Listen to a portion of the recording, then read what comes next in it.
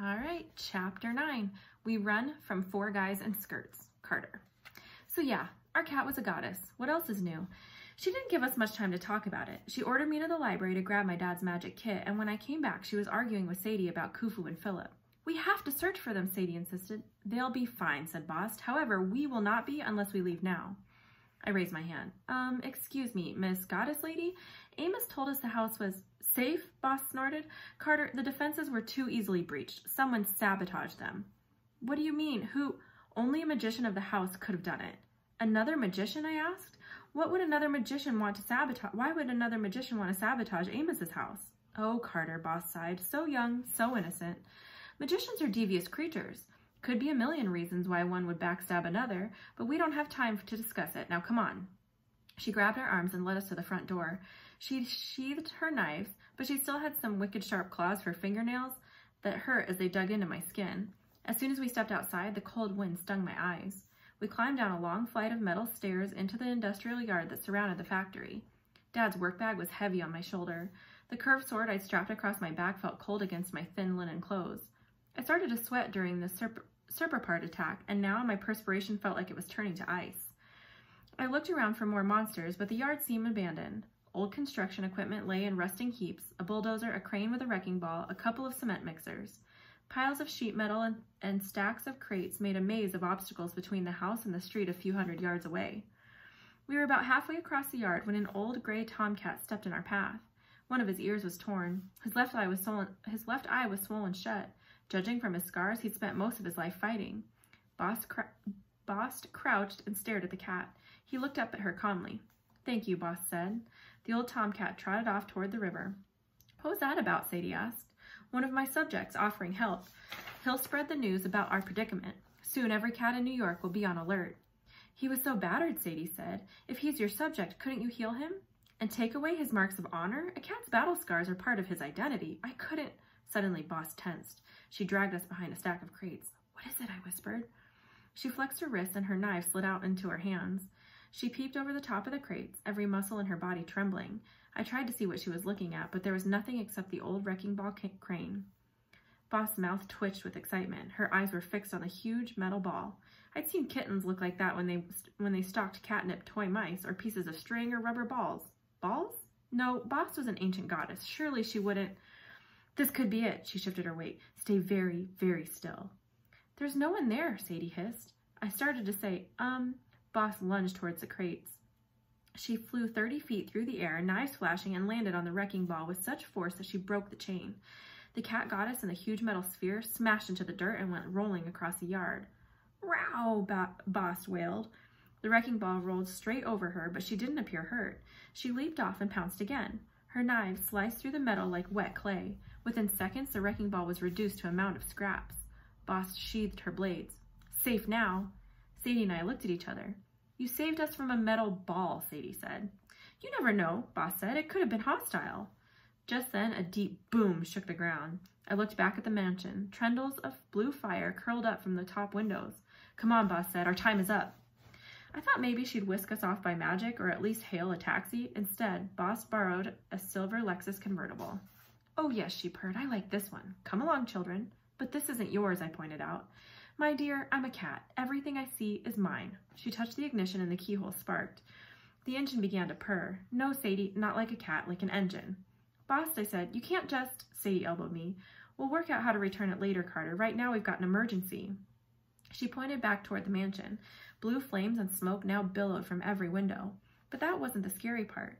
Coming down the stairs were 4 men carrying a large box, like an oversized coffin, with long handles sticking out at both ends. The box was covered with a black shroud and looked big enough for at least 2 bodies. The 4 men wore only kilts and sandals. Their coppery skin glinted in the sun as if it were made of metal. Oh, that's bad, Bast said. In the car, please. I decided not to ask questions. Sadie beat me to the shotgun seat, so I climbed in back. The 4 metallic guys with the box were racing across the yard, coming straight for us at an unbelievable speed. Before I even had my seatbelt on, Bast hit the gas.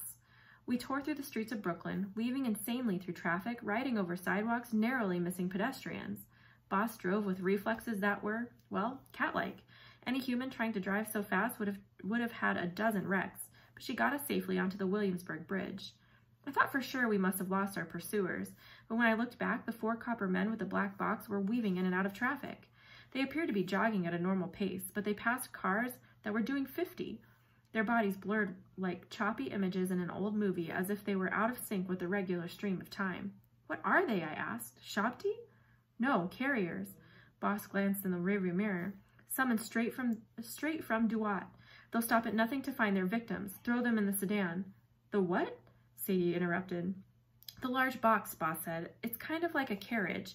The carriers capture you, beat you senseless, throw you in it, and carry you back to their master. They never lose their prey, and they never give up. But what do they want us for?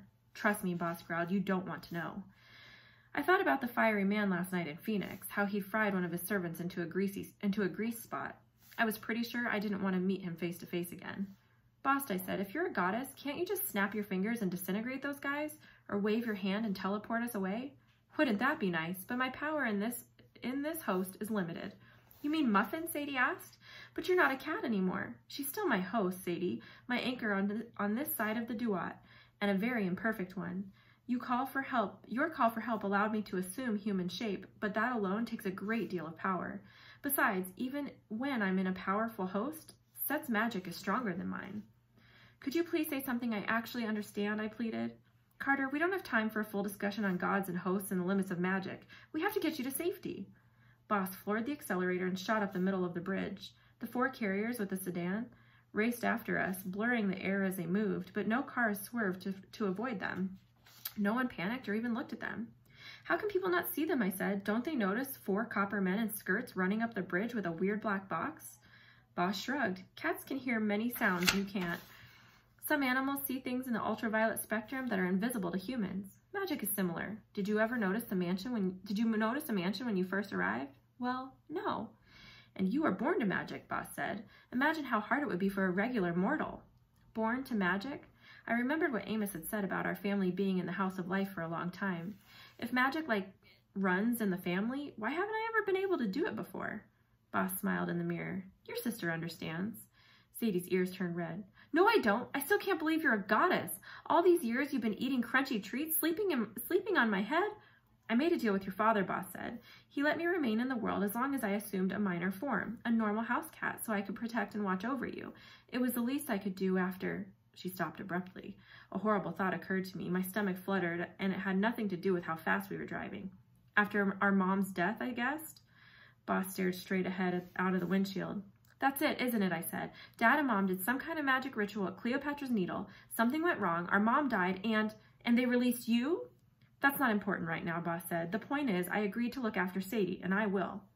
She was hiding something, I was sure of it, but her tone made it clear that the subject was closed.